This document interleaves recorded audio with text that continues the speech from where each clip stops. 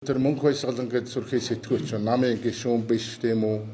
Жигтэйхэн одоо цензургүй шудраг хүн энэ бүсгүй энэ нам руу гэнтгэ орж ирээд тооноор юм уу хаяагаар орж ирээд ингээд дураараа нам дэвшдэг. Энэ намыг бүр доромжож гүйцэж байгаа юм л. Бас УПХ-ийн гишүүн биш. Энд 38 хүн байгаа. Ингээд дөрөм журцсан. Үндэсний бодлогын хорооны гишүүн байж дэвших хэрэг авах хэрэгтэй. Тэр дөрмийг журцсан ийм явдал болж байна. Бид бол гадны одоо энэ намын гишүүд мөн УПХ-ийн гишүүн байсан улс тэгээ санаа зовоод энэ ч дараа дэнтлээ гэж л энэ хэвлийн байгуурлыг орж шүү дээ. Тэгээд энэ дээч өгдөг нь сонгуулийн ерөнхий хороонд өгнө. Энэ Монгол хуультай юм уу, хуульгүй юм уу харъя. Энэ ч хуулийн завхарсал та. Тийм юм. Төгсгөлд нэг үг хэлэхэд би их олон удаа хэлж байгаа. Хойноос юм уу урдаас шидсэн чулуу бутраад унахаар нь бие юуг аваад шиддэг ийм увайгүй аран шанга Монгол хүн болгон улс төрийнх нь нас гадна хүн болгон болио л гэж.